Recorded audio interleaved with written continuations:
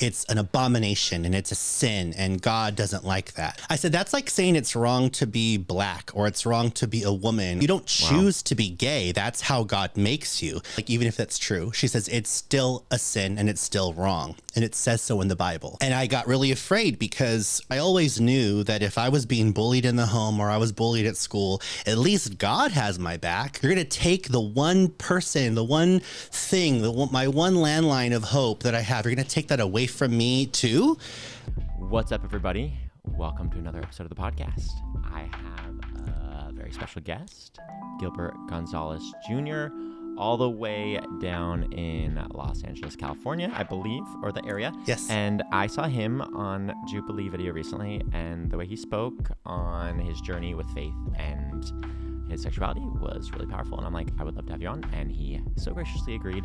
Welcome, Gilbert. Awesome. Thank you, Nate, so much for having me. I'm very excited to be here. Thank you. Honored that you took the time out of, I'm sure, a very busy schedule. It seems like you do a lot. So thank you for spending this time with me. Appreciate it. Pleasure. Want to get right to the good stuff. I mean, I know there's a lot you're doing right now, and we want to talk a little bit about that at the end. There's some cool projects coming up for you.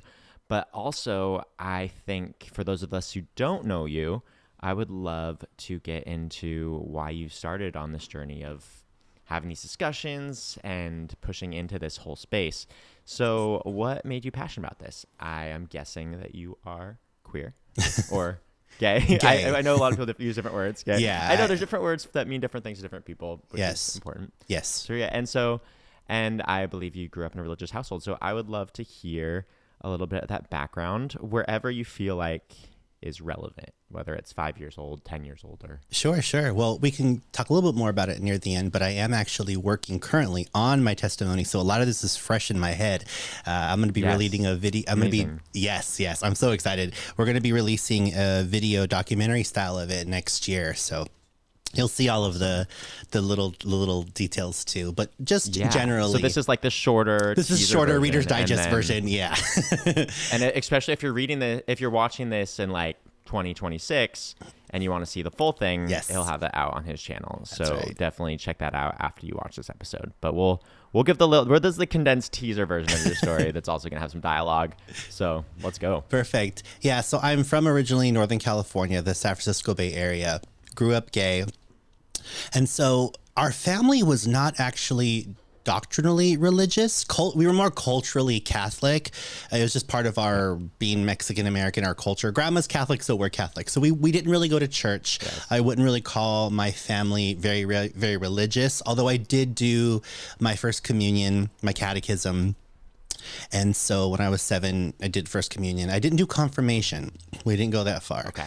But always kind of believed that God was on my side, being gay, knowing that I was gay from an early age, faced a lot of bullying in school, even in the home. Okay, so would you say people could tell you felt like you were recognizably a little different? Yes, I was a dancer. I was always dancing to Paula Abdul.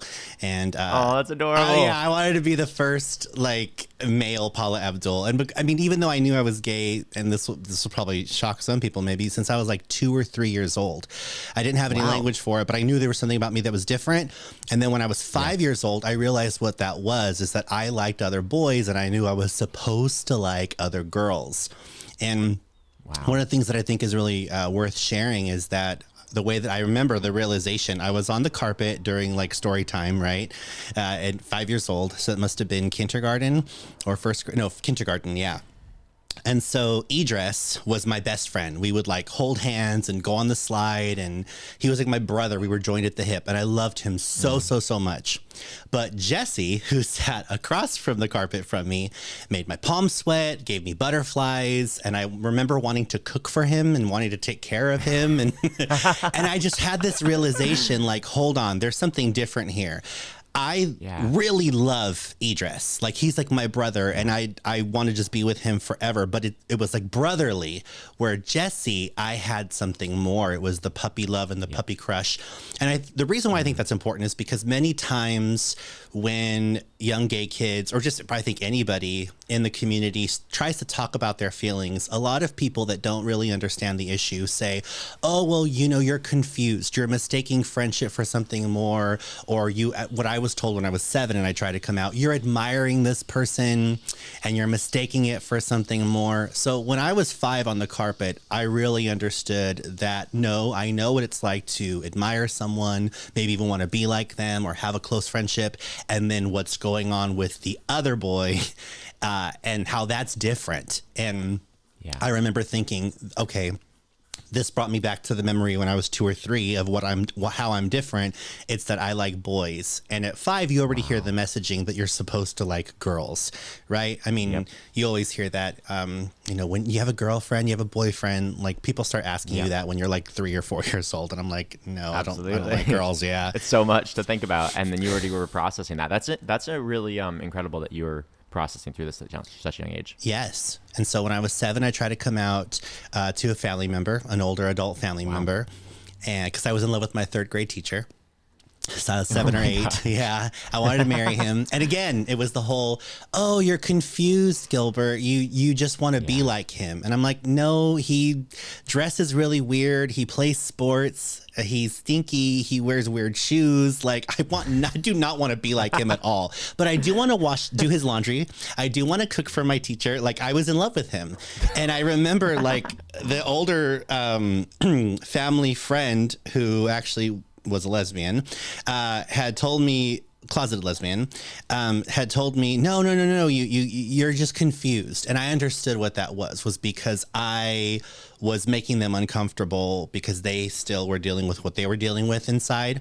And I was 7 or 8. And I remember saying, okay, you're not ready to talk about this yet. I'll talk to you about this some other time. I was so frustrated because I thought, you're an adult. You're supposed to know what's going on with me more than I do. And why is it so clear for me and it's not clear for you? And I just remember being really disappointed and frustrated because I always thought that adults knew more than kids and I was relying on that. So, oh no, didn't we all? Yes. And then when I was 13, I went to my first Protestant Bible study that was led by the girlfriend of this same older female friend of the family. And she was closeted lesbian. And I remember her just giving me daggers. And she said, make sure you all come back next week when we talk about homosexuality. So 13-year-old me stood, you know, with my little hand in the air. And I said, homosexuality, isn't that like a fancy way of saying gay? And she said, yes, we're going to talk about it next week. It's an abomination and it's a sin and God doesn't like that. And I just remember, you know, this was very out of character for me because I was very much a good little, you know, I guess Catholic boy. And I remember saying, hold on. And I was very angry and upset at that.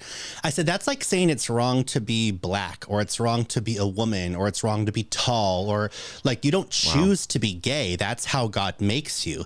And the interesting thing was that she didn't challenge me on that. She said, well, you know, kind of like, even if that's true, she says it's still a sin and it's still wrong. And it says so in the Bible. And I got really afraid because growing up, like I said, we weren't very religious, but I always knew that if I was being bullied in the home or I was bullied at school, at least God has my back because God's the one that made me. And now this person that reads the Bible and is so informed on these issues that I am not, because I'm still a kid and this person's doing this, you know, running a Bible study. They're telling me that God's against this. You're going to take the one person, the one thing, my one landline of hope that I have. You're going to take that away from me too. Wow. I just was so angry. And I remember I stood up and it was kind of like, what? I was getting bold. And I said, okay, you probably know the Bible a lot more than I do. Clearly you do. But even if it says that in the Bible, if it actually says that in the language, I don't know how to explain to you that should not belong there, but one day I will be able to. And it was like prophetic. So I was like 13 years old, and I remember I said that, and then that led me into basically a life of agnosticism, borderline atheism for most of my life. So I was not a person of faith until I was about 27 or 28 years old. Because of that interaction, I thought, well, if that's what it means to be a Christian, then I guess I can't be a Christian, because fundamentally I'm different. I'm gay. And then even growing up even more, being more in the secular world, I wasn't raised in the church. Just watching the representatives of Christianity, I grew up in the San Francisco Bay Area, where everybody was all diverse and different religions, different skin colors. And what I saw from, at that time, the representatives that I saw in the church were just a lot of misogyny, all white churches hating all black people, all black churches hating all white people, and then everybody hating Jews. And I'm just like, what is this? I love everyone. So I guess I'm not supposed to be a Christian, because I love everybody. And how untrue that is. Once you actually become a Christian, and you start doing the work and you start learning God's word, you realize that you're not supposed to be some raging, hateful, bigoted person that hates everybody that's not like you. So it was really confusing to me. So that kind of got me asking the hard questions. And then when I was around 27 or 28 years old, I decided to read the Bible for myself. And the reason why, it was a couple of different reasons. One was because I was being targeted a lot online from Christians. I was on American Idol in season 5 in 2006. I actually didn't know that. That's fun. Yeah. Oh, you can sing. He's a singer. Yeah. I haven't looked at too much of your stuff, more of your debates. That's awesome. Yeah, I had an amazing experience at American Idol. But, and then I started doing a lot of radio shows in the San Francisco Bay Area, and MySpace was the big social media thing at the time. Love MySpace. That was so fun. Yeah. And so I was getting inboxed a lot, and there were a lot of people that would use a lot of slurs at me and telling me that I was going to burst hell wide open and God hated me. And I also belonged. Were you gay and Christian at that point, or no? just Still, this was how I became a Christian. They were just hating on you because you were openly gay on TV. On TV, Gosh. yeah. There weren't a lot of clips from that season of American Idol, just like me running through the door like with a golden ticket and things like that. So they didn't show my audition. So people are like going to Google me. You're not going to find a lot, because very similar to Kelly Clarkson. Actually, Kelly Clarkson was not shown a lot in the early rounds too, and then she won. So for me, I wasn't shown in a lot of the preliminaries. But I mean, a lot of good friends. But because I was on the radio stations a lot, I shared a lot about myself on the radio stations and about that experience. And the people that were tied to that radio station, they had a lot of fans. So those fans, a lot of those people. And then also I'd belonged to a social media. It's kind of like a MySpace or a Facebook, but it's all on your voice. It doesn't exist anymore, but it was a site called Snapvine, where we would do audio blogs as social media. That I loved being on that platform. And I started just kind of talking about kind of the desire to want to know if there is a God, and if there is, how do you get in touch with this God? And I've always been a very spiritually hungry person, even if I didn't belong to any particular faith.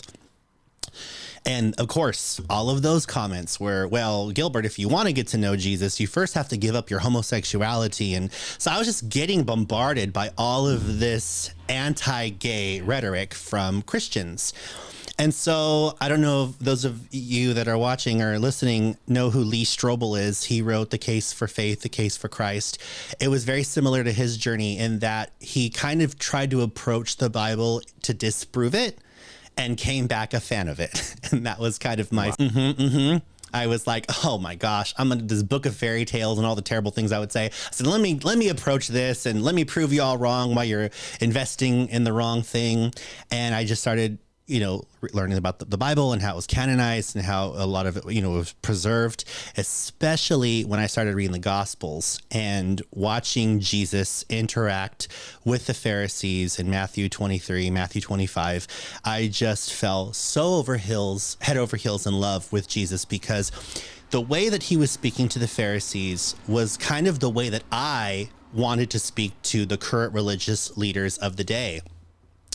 And I just thought he was so gangster. He was just calling them out, in a very loving way. It was almost like, I don't want to say he was cussing them out, but he calling them broods of vipers and sons of the devil. Yeah, that's pretty harsh. Words. He did not. No, he came at some people that were like all the super religious people. He was just knocking heads, honestly. It was awesome. So awesome. Kind of badass. Yes. I was like, oh, get him, Jesus. And it was so cool to see. So I really just started to pay more attention to the Jesus that was in the Bible versus the Jesus that I saw being represented by Christians. And this really needs to be said. My sign language teacher, because I'm also a sign language interpreter. I've been a sign language interpreter for like 26 years. So it's been a long time. Amazing. And I started in high school, and my sign language teacher took just an active interest in me. She was praying for me. She had shared with me like years later that God had given her visions of me. And so she would just pray for me, and she started taking me to church, to Protestant church. And this was when I was 19. So this was actually several years before this whole American Idol, MySpace, Snapvine journey. But the seeds were being sprinkled in, where she would take me to church and get me involved with her people. Now, they were not affirming. In fact, I had some really, really hard interactions with some of them, very painful interactions with some of the people that she introduced me to. I've forgiven them because I understand that their hearts are in the right place. And that is something that maybe we could talk about later, is why I have such conversations with non-affirming people that can be very, very strongly non-affirming, aggressively non-affirming. It's not for everybody to have conversations, or even a lot of relationships, I would say, with individuals like that. It can be like drinking poison all the time. So I'm not saying that that's for everybody to do, but I feel have to be well-centered, out of your place. Yeah, you have to feel called for that. I believe it has to feel something that you feel like you're equipped to do. And not feel bad if you're not, because we all have our different strengths and we all have our different talents and callings and things like that. So I started getting involved with a lot of non-affirming people. And I think maybe, if I can say this, maybe because I didn't grow up in the church, I don't have that same like foundational way to be, for lack of a better word, like really heavily triggered the way that somebody who grew up in the church would, hearing all of these things. It's kind of like I came into it late. So I can hear the non-affirming view and be able to tolerate it, I think, a lot more than somebody who heard that stuff growing up. And it doesn't trigger you the same way. It doesn't. Like, correct. It's not like something that they're already, because like even me, I'm like, when someone says those things about like, I'm going to hell or whatever, it still reminds me that like I used to believe that, whereas you didn't believe that as long or as heavily. So it's not the same trigger. Correct. Which gives you this unique ability to have these conversations without having all this like pain, which is awesome. Yes. I think there was a time too, Nate, where, when I was becoming a Christian, you want to be humble, right? Like you want to say, okay, well, now that I'm actually learning the Bible, now that I'm reading this, what if these people that have been saying this all the time, like I want to be humble enough to not just feel like I know everything, even though I've always never questioned whether or not I was gay. I knew that as much as I knew the sun was going to rise and that there was a God, like that I've never questioned. But what if God's against it? And as much as that just doesn't make any sense, because I really do believe that, many of my people might disagree with me, but I just don't know how I can reconcile a loving God with the idea of a God that would create and design someone purposely that way for the fires of hell. Actually, somebody told me that once. They had quoted Romans 9, I believe, and basically said, who are you to answer back and talk back to God? Shall what has been formed say to that who made it, why have you made me this way? Right? That's in Romans 9. Yeah. And for me, I remember this lady who identified as an ex-gay had told me that her and I both were designed for the fires of hell. And I was just like, yeah, I'm not owning that. I don't see that as, because she basically she understood that whether or not you act on your homosexual orientation, desires, feelings, she was like, no matter what, you're still gay. At least she knew that part. And she says, and because of that, we're going to hell, you and I both. And I'm like, yeah, I don't believe that. I'm sorry. I just don't believe that. I think a lot of people try not to fully think about this or comprehend it because it's too hard to believe that God would make us this way or whatever. Like we are afflicted with some sort of illness that makes us this way, and that God knows about that, and like 10% of the people are like this, but God would still choose to have us live with romance right in front of us, right there, love right in front of us. And if we don't resist love for our whole lives, we're going to hell. Yeah. Like the only way you can believe that God's good and God wants that for 10% of the population, for us to live that kind of life, is for you not to really look at it and be like, well, maybe being gay isn't real. That's, I think, that's why the narrative is so strong that being gay isn't actually like, it's just a choice, because then you don't have to think about that whole journey. You don't have to go down that mental journey of like, well, is God really loving if he's asking this 10% of the population to live that? Yes. That's something that I've just like want to get people to know, like, think about this, like really like walk with this. And because that's exactly like this girl you're talking about. She got to that conclusion because that's where we all get to as gay Christians, where it's like, well, it's a part of me. It's not going away. So did God just make me to have me on a train to hell? Yeah. That is such a good question. So where did you go up from that? Yeah, I mean, I almost internalized it. I will say this because, like I said, wanting to be humble. And I think that that's something that I really want to stress, not for any like ego reason, but just because I want people that are non-affirming to know that we that are affirming, it's not like we haven't really considered it. It's not like we haven't really considered that maybe God is against this. Maybe it is wrong for us to ever love. And I love too, Nate, that you said that love, right? Because lust is a different conversation. And I think that that's, we're all capable of that. And I think that that's something that the non-affirming church doesn't understand. They very rarely use the word love. And I do want to give kind of a little mini shout out to Allie Beth Stuckey on that episode, because she actually did let that part in, which a lot of non-affirming Christians don't. Yeah. So I want to give credit where it's due. She actually did say, I know that's a hard pill. Well, she didn't say a hard pill to swallow, but it was that idea that it is a lot to ask a gay person not to allow themselves to love that way. Like when she said that, I almost felt like we could walk away and sing Kumbaya, because even if we don't agree, you at least let that point in, that it is about who you love. That is what it means to be gay. There are gay people that never even engage in sex, that are single, that are celibate, whatever it is, and they're virgins, and they're still in love, they're still gay. That's what it means to be gay. It is about who you love. And that's the bigger conversation that I like to have, and not focus it so much on being gay being a temptation, or, equating it to being, I don't know, like, an addiction or something. So during that time, I remember praying hundreds of nights, maybe even thousands, for like couple years.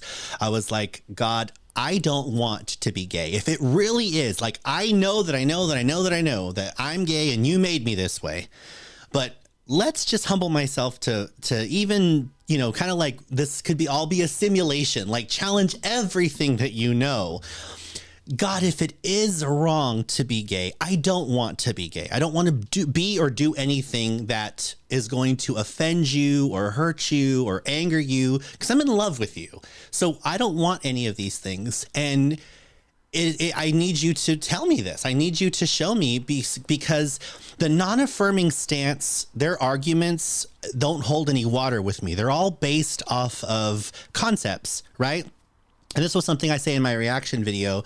Like, if you think about two chefs, and this chef is like, oh, it's so much easier to cook Mexican food than it is Nicaraguan food, but they make ice and toast. They don't know what they're talking about. This person is a world-renowned chef that makes Nicaraguan food, makes Mexican food. They're half Nicaraguan, half Mexican. Okay, in the conversation, who's going to hold more weight? This person, right? This is the gay Christian. This is the straight Christian that has all these concepts about homosexuality, and yet they're the ones that dominate the conversation and think that they're the teacher on this issue. And I'm like, no, if you're the gay Christian, you're the teacher. It's okay to walk in that. You know what you're talking about because you are gay. And I just wish that people would let that in more on the non-affirming side. Like, okay, tell me a little bit about what it means to be gay for you. Because once you start having that interaction with a gay person, it doesn't change scripture, but it does show you that scripture is not condemning the gay person that you're talking to. You're like, oh, I see what's going on in scripture. It's actually not about you at all. This is about lust and rebellion and gang rape and all this stuff. It's not at all what you're telling me as a gay person. You want to be in love. You never chose to be this way. You are an innocent. This is the way you were designed. It melts hearts. And I think that that's why I was at least grateful that Allie Bestucky allowed herself to talk to me, because some people have a hard time even, Gilbert, why were you so nice to her? Why were you so whatever? It's because I want to talk. I want to have these conversations. And that's how you have them. You have them in grace and love. You really try to believe the best in people. You give people the benefit of the doubt. You believe positive intention, that they just are coming from a place that they really believe that what they believe is beneficial for you as a gay person. And you just have to gently let them know that it's actually very harmful and toxic. So good. Yeah. Because that's how it's about love. It's how you bring people together. And that's what we were always told faith was about. And if we want to be people of faith, that's what it should be. That's what makes faith beautiful, is loving each other. And it feels like that's what's so hard about, I think, faith right now. It feels like it's very weaponized. Everybody's fighting about it, and it's like, okay, well, Jesus was more about love than religion. And so even me, like my journey, I'm, the other side we're talking about, where like I was in faith my whole life. And so it's really triggering when everyone's like using religion as a weapon. And I'm just like, well, I have a hard time with religion right now. Like American Christianity, I'm like, I don't feel super connected to that, because it just doesn't feel like those people like are, they're not choosing love first. And I'm like, but Jesus, like, I don't have any problems with the teachings of Jesus. Like, you know what? He saw the one. He hung out with people that other people weren't hanging out with. That was his goal, just to set aside religion for the sake of love and connection and seeing people that weren't being seen. So that's been my journey too. And so I think if we all are coming together and we're seeing people across the aisle and trying to understand them, that would change everything. Like what you're talking about, as far as if people just saw us, I think the biggest thing, and part of the reason I do the stuff I do, like you, is just to help people see us. Because I don't think... Yes. I think there's a picture painted of gay culture, and it's all very one note. Like, this is the picture they show on TV of gay is all about, sex. It's all about this. And it's like, yes, that is happening. But they don't show the pictures of all the people that are happily married, living in homes with their dogs and their cats, and living these quiet, happy lives that most of us really do want. I know there's layers and nuance to all of this, but there's a huge amount of gay people that just want to live normal lives, and those aren't the ones we talk about. And there's plenty of us that want to live Christian lifestyles of all varieties, whether it be progressive or more traditional or Catholic. Like, there's so many of us that are living those lives, and those aren't talked about. Christians tend to be pointed through media at gays that they would not feel comfortable with, so that way they don't really have to have these conversations where, again, they have to ask these questions of, why do those people feel that in their hearts? Why do people feel romance for the same gender and will go to hell if they act on that? It's all really easy not to look at that if we're just looking at, look at what the gays are doing now. Look what craziness they're up to. Yes. So that's why these conversations are so important. That's why I'm like, I love that we're seeing more of these talks, like that talk that you had, and just we're trying to just bring people to conversation, because if we just saw each other, if we could reach across the aisle and just look at each other for who we are, instead of coming with like an quip or an answer or an attack. So this is just, it's huge, I think. Nate, I think what's really important to say is that I think the reason why these conversations are so needed is because the culture is so against these conversations happening. We're so divided right now. The polarization is outrageous, and everything is us versus them. And even through Jubilee, I've met so many different people on both sides. I've actually become friends with people on both sides of whatever episodes I'm on. And some of them really have an issue with me talking to the other side. They're like, Gilbert, what are you doing? Why are you platforming them? Why are you being so nice? Why are you this? And I'm like, oh my goodness, because I don't like this. I don't like this us versus them thing. It's okay that we see things differently. It's okay that we're on opposite views, but that's how you coexist with people, is that you talk to them. And people's hearts and minds, they can be changed. People can, we're not so tied to our ideologies, especially if you're the kind of person that wants to keep learning and keep growing and not being afraid of truth, not being afraid of correction. I love being corrected. I love when somebody gently puts me in my place and tells me when I'm wrong on something, or helps me see a different side of an argument that I've been arguing. And I'm like, oh my gosh, I never considered that. Hold on, I may need to rethink my position on this. Oh my gosh, I get so excited when that happens to me. And I would never have that if I surrounded myself with everybody that thought like me and talked like me and believed like me. I would never grow. I would never become a better person. And I would never even know how the positions I already feel, how to articulate them even more strongly if I didn't hear another point of view. It's not just about just going along with everything that everybody believes, but also saying, hey, I've heard all of them and I actually feel like I'm even stronger in my belief, and I can even explain why I'm stronger in my belief. It's win-win all around.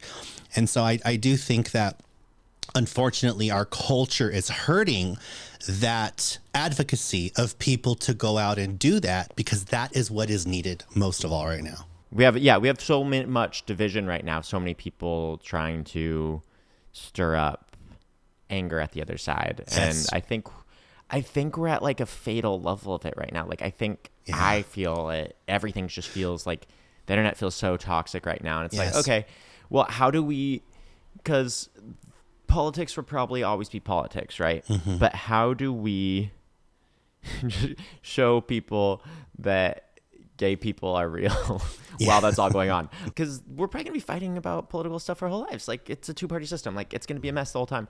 And it's like, okay, well, these people might never agree with each other politically, but how do we just show people this? And I'm like, okay, I don't want to get derailed, because there's a lot of politics in my background, in my family, in my like communities, and I'm just like, okay, well, it's really easy to get caught up in that stuff. And obviously there are things we need to look into and vote, and we need to, and I'm not saying that's not important, but like, what is on my heart? And I'm like, okay, I just want, I want like the kids in gay communities not to feel scared like you did when you're 13, not to have to lose your faith. Like, I think coming back to that, even like, that's a really important point. When you're 13, you felt like you couldn't keep your faith and just be who you are. You were very aware that you were gay. Mm-hmm. And I want to see a world where that person doesn't lose their faith if they want to keep their faith.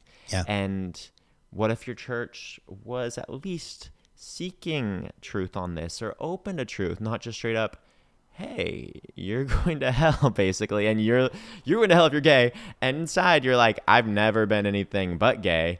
I don't know how to not be gay. Mm-hmm. It's literally just like breathing for me. So if I believe in this religion, I get to live that life of believing I'm going to hell. Like, the rates of self-harm for youth in very religious homes is much higher. And it's like, can we just all talk about that, and make this a different environment for people for kids and adults that are going through this, that want to keep their faith and still be who they are. Like, gosh, that would have saved so much hardship in my life and so many of my friends. It would have saved lives. It literally will save lives. One of my favorite movies, I don't know if you've seen it, Prayers for Bobby. Have you seen that movie? No, I need to. I've heard of it. Yeah, with Sigourney Weaver. The mom Weaver. Who lost her. Yes. It's the real life story. It was made on, I think, Lifetime, and then it's on DVD now with Sigourney Weaver. She plays the mom, and then Ryan Kelly. I've seen clips. Yeah. Oh my goodness, it's such a good story. But I mean, it really does. I mean, that's just one of many examples where a lot of gay kids have taken their own lives because of the hopelessness. I'm a person that thrives on hope. I need hope, and if you take hope away from me, my goodness, I that's all I have. That's all I have. You know, I feel like I can get through anything, any betrayal, any loss, any grief. I've been devastated. I've experienced a lot of loss and a lot of grief in my life. But if I can have hope, then I'll make it through. And if you take hope away from me, I don't have anything. And that's what's happening with a lot of young people in our community, is that hope itself is being taken away from them. And I think that that's hopefully what the non-affirming church will consider, is just how heavy it is. And again, back to this, the chefs, right, conversation. Like, it's one thing to have your thoughts about this. Like, this is what makes sense to me. This is what I think. But when you are coming at it with such a certainty that you are gay and you are going to hell, this is against God, and you're telling young people this and they're trusting you, how can they not internalize that? You're their pastor, you're their parent, you're their aunt, their uncle, whoever you are, their teacher, if teachers are saying these things, whoever it is in that young person's life, they're looking up to you, and you're telling them these things as though they're truth, when they're just based off of a concept that you think you might understand because the game of telephone was played when you were in church one day and your pastor said it, and it just gets passed around, and it's all a concept because you're not even gay. But here you are talking about this as though it's true, and you're affecting this young person and you're taking their hope away. I don't know that, again, it's such a big problem, but I'm glad that, you know, those of us that feel called to are still speaking up about it. And here's the thing. Part of my becoming a Christian was learning what the gospel was. I feel like kind of growing up, I didn't really understand it. It was Jesus died for our sins. Well, what does that mean? You know, I think this idea that, well, there is going to be a judgment day. And this is something that I had discussed slightly at the end of my Jubilee episode with Allie. And then I went more into it in my reaction to that episode. But this idea of who Jesus is and what it means to be saved, what salvation is, his blood paying for our sins. I got to a place where I said, okay, God, even if, let's just go with that. I don't believe this. And I don't know what I even want to say. I almost believed it, but I was trying to let it in, to be humble, that my being gay was wicked and evil. I was a monster. I was an abomination. All the terrible things that a lot of non-affirming people want me to believe about myself. Let's just say I let it in. It still doesn't matter, because on the cross, if I say I want what you did for me on the cross, John 3:16, that God so loved the world, and this is what I internalized for myself. For God so loved the world that he said his own. I even went before that. For God so loved Gilbert. I replaced the whosoever with Gilbert. For God so loved Gilbert that he gave his only son, that if Gilbert would believe, then Gilbert would not perish. Gilbert would have everlasting life. I made that ish personal. And I said, it's for me then. And so come at me with all your pitchforks, all of your mobs, non-affirming Christians, and scream at a wall, because the one who made heaven and earth says that I'm fine, says that I'm covered, that his blood is for me too. So if I'm good with him and he's now my Lord, and I'm going to serve him, and I'm going to bring hope to people, and I'm going to, like, I don't really, with all due respect, I don't care what you think about me. You can kick rocks. Like, there was a part of me that got there, you know? Because I'm good with him. Like, he's the boss and he says, you're good. I died on the cross for you. You're going to heaven. I love you. Have a great life. I'll be with you in the ups and downs. Never will I leave you. Never will I forsake you. You and me are good, Gilbert. Then why am I freaking out about this? Why is it because I'm a people pleaser? Because I am a little bit of a people pleaser, and I think there is a part of that. We all are. That's there. Yes, we all are. We all are, and so I think that there's a part of that too. Like, I want to have good relationships with people that are non-affirming. Yeah. I want to be part of a healthy church community. I want to have friends that are Christians, but they just don't understand the gay thing.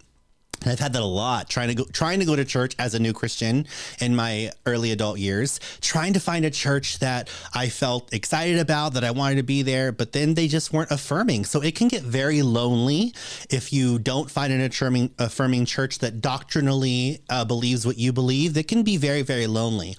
And I went through that a lot, and I was like, okay, well, I guess it'll just be a struggle, but I still have you. Like, oh, poor God alone, poor Gilbert alone with God, right? Like I have God.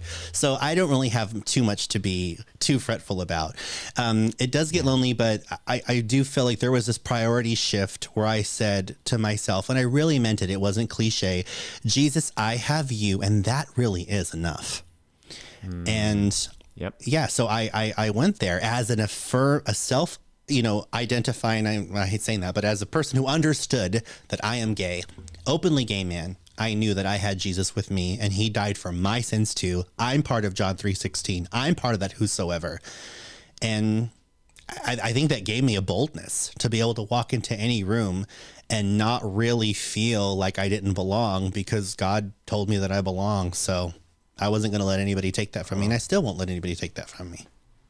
That's so good. I mean, I think there's so many different beliefs on so many different issues in the Bible. And this one is the one where they're like, okay, you have different beliefs than me. You operate in a different value system, but you're definitely going to hell. Whereas like, there's a lot of little things we disagree on, but this is one that everyone's so much like, even though I don't know what your life is like, I don't know what it's like to be a Christian or to be gay. And like the chef analogy is really good. I still am fully ready to press all this judgment as a straight person and say, you're definitely going to hell, and even push gay people away from faith. Mm-hmm. Like so many are so keen on just being like, hey, you can't be in the room with us. Like if you bring a boyfriend, you're definitely not coming into our church. You better not like look like you like each other. Like you're going to push them away. And it's like, so you are that sure of what God thinks about that person and their life and their world. Like, you know that much. And it's just so anti what Jesus represented. Like every second Jesus was on the earth, he did things that were the opposite of what Christians are doing to gay people right now in a lot of churches.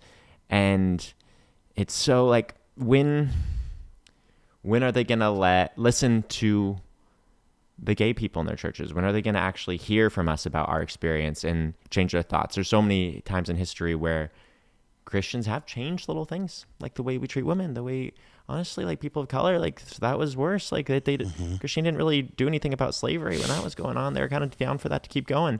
So it's like, sometimes Christianity does change, and they seem to forget that we have changed a lot of values and rearranged things based on culture and what we're learning. So hopefully we can keep opening these doors. That's what I want to see happen, Absolutely. Yeah. Well, what do you want to see in the church for the next, I don't know, if your vision for the church for the next 20 years, as far as this whole conversation goes? Well, I know that right now we're currently kind of on our toes to see what's going to happen with same-sex marriage. I feel like I'm still hopeful, even though I do see, the pendulum shift, right? I mean, culturally, we go from the right to the left, to the right to the left, like all the time. And so I do see this huge, real uptick shift towards the far right and a lot of our community being vilified. But I'm still hopeful because I've got that hope that will not be taken away from me. So my hope is that more of these conversations continue, more of the walls come down between the gay community, especially when it comes to the issues of the church, that gay Christians and non-affirming Christians can have more conversations, very similar to how me and Allie did, without vilifying each other, without too many extremes, because that's part of it too, is that even though you can still I believe this, you can still hold to your core convictions while still having some way of saying, some way of still kind of compromising. I know that word is controversial, compromise, because I think you can still hold your core convictions while saying, I need to coexist with this person in a peaceful way. So how can we do that? Well, I can still be held accountable and believe what I believe and have my core convictions, but still allow some space to where I can coexist with somebody who actually is different than me, who is fundamentally different, still equal to me, but fundamentally different. And I think that you were saying something earlier that really caught my ear, and I thought that was great, about the fact that gay people are real, that we actually do exist. We're not straight people making some rebellious decision or choice. We are different. We actually are different in our orientations. And the same way that I have the thoughts and feelings or whatever I am experiencing when I'm, going to be in a relationship with a man, be romantic with a man, or even be sexual with a man, it's not the same way that a straight person would experience that. And I think that that's what it is. They're too much in their own shoes. Like, think about something from somebody else's perspective. I think that's what it is. And this has given me some grace and compassion as a straight heterosexual man that thinks about being intimate with another man. It gives them the ick the same way it would give me the ick to be with a woman. So I understand that. But I think what it is the straight man is thinking, ew, if I was to be with a man that way, then ew, like he's getting the ick. And he's thinking, a gay person likes that ick feeling I'm getting, the gay person likes that. Ew, they're gross, they're perverted, all this stuff. And it's like, hold on. You're thinking about this from the perspective of a straight person. A gay person is different. And I don't know who I explained this to once, but it was kind of this mind-blowing moment for them to be like, that actually makes sense. And it's like, it is different than you. Like, if you can accept that there is a difference, that might even be a step one towards non-affirming people saying like, hey, I don't understand it, but I can at least grasp that it is different. And maybe I'm holding you to a standard that I would not hold for myself because that would give me the ick or whatever. And again, it's just sharing your hearts. It's coming to the table, being able to be open-minded and honest about who and what you are, and letting human connection override this social media division that we have. I think it's being more insistent on having conversation. It's being more insistent on having dialogue in person too. I mean, I know we're doing the online thing. I really wanted to go fly out to you, by the way. That'd been fun. That'd been so fun. Yeah. Maybe one day. And then, but I do think that it's, breaking bread with somebody, like going to dinner with somebody, breaking bread with them, if you're not, going to coffee or something. It's harder to be like really, really aggressive and hateful and spiteful and argumentative and combative with somebody when you're in their presence. I mean, it still happens. If you've watched Jubilee, it still happens. But oh yeah, we're capable, but it's less likely. Yes. But in real life situations, when you both are kind of invested in hopefully reaching some kind of connection or middle ground, it's always, I mean, we've kind of lost the art of in-person open communication and dialogue. So this is my long way of answering what I want for the next 20 years is I want more of that. I want more open breaking bread together with people in the church that still don't understand the gay thing. And, it is 2025. There have been endless documentaries, resources, books. There's we live in a digital age where, at your fingertips, literally, there is so much information that sometimes it is hard for me to remain compassionate that you're still not affirming in 2025 with all of the information out there, but I'm patient, I'm graceful. Yeah. And just to say, hey, it's okay to, and again, this is where my compassion for them comes out, because as you know, Nate, they even think going on that journey is evil. Like opening up their mind to the idea and researching gay Christian resources, like even just being open to considering that for them is evil. So I have compassion even there, but I still advocate for it. I still say, like, pray up on it. Ask God to lead you when you're reading these documentaries or watching these documentaries, reading these books or whatever.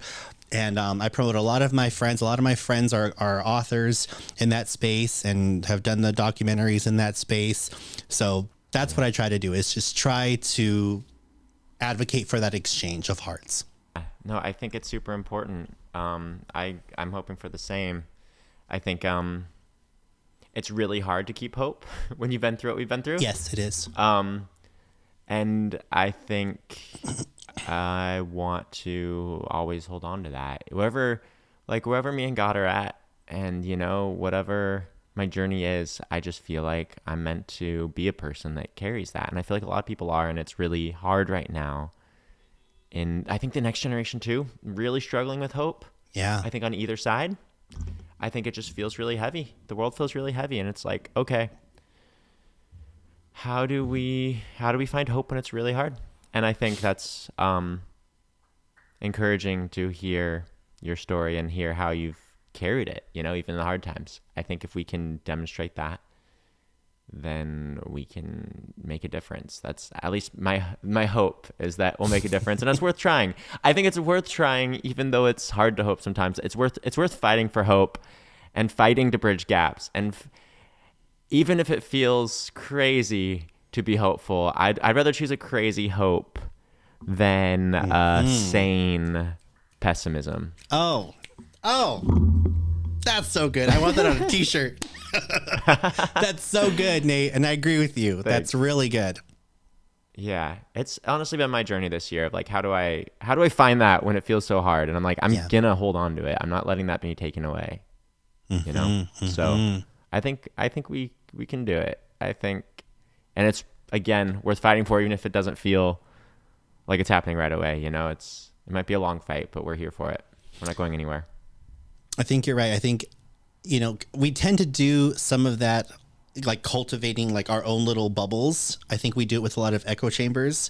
So it's kind of that same line of thinking, and like the same kind of behavior is, instead of just having these echo chambers where everybody hates the same people you hate, what about surrounding yourself with hope? What about surrounding yourself with, you know, people? I mean, even sometimes I think that we should reevaluate our friendship circles. I know this is controversial. Probably, I don't mean to open up a whole other can of worms, but I think, you know, as they say, you are who you hang with. I think that your social circles and who you're hanging around, pay attention to that, because that does, I think, affect your worldview. I think it does affect the way that you see the world and the way that you interact with the world, especially the digital media world.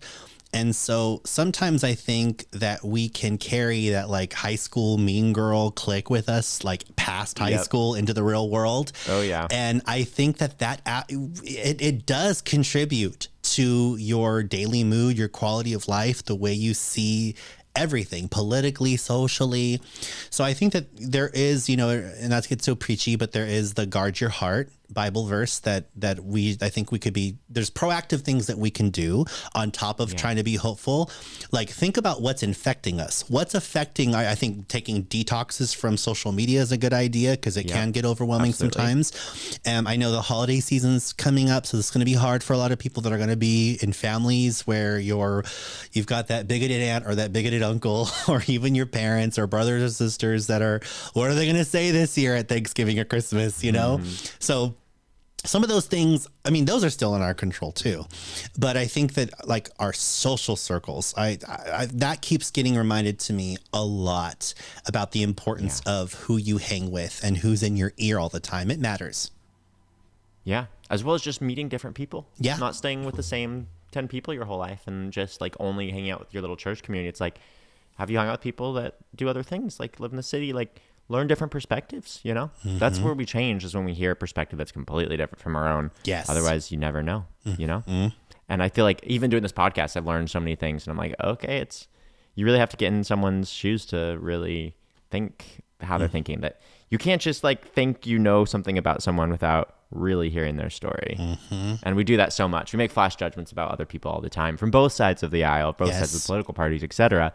And where we think we know what the other people are thinking. And it's like, no, there is a whole lot more to every person's story, different cultures, different lives, different everything. Like, I want to be learning for the rest of my life, if I can, about other people, about faiths, even other faiths that like we used to demonize growing up, of like, those faiths are like evil. And it's like, okay, there's really beautiful people with very different beliefs. Let's learn about them. Let's learn where they're coming from. Like, let's actually love people that are different. What does it mean to actually love someone that believes a different thing than you? So I love it. Well, thank you so much for all your perspectives. And honestly, I think this is a good conversation for where I'm at right now. It's appropriate timing, because I feel like this has been on my heart to talk about this. So I appreciate it. Where can people find you? And what would you like them to follow? Where can they stay tuned for your story dropping soon? Yes, thank you. Well, first, also, thank you, Nate, for this. I really appreciate being here on your podcast today. And these are the conversations that I love to have. And thank you for the work that you're doing to be a problem solver in this area. So for me, to find me, I am on Instagram at Gilbert Gonzalez Jr., Gonzalez with a Z. So Gilbert Gonzalez with a Z, JR. And my YouTube channel is Gilbert GTV.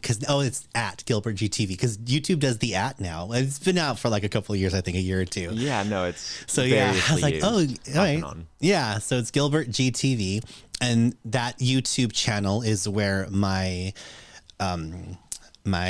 testimony will be released. And then also I've got a new series that I'm working on right now. It's in the very, very early stages, and it will also be on my YouTube channel. And I'll post clips and reels on my Instagram as well to let you know when it's coming. But I'm going to be starting a brand new series, and it's going to be kind of similar to this, like conversations with different people across the aisle about politics, about religion, about culture, about society in general, about relationships, friendships. I mean, everything. We're going to be talking about a lot of cool stuff just as a series. So yeah, you've definitely head over to that. Feel free to subscribe to me so that when it drops, you'll see it. And there's going to be a lot of familiar faces that have already decided, they've already booked with me that they're going to be part of it.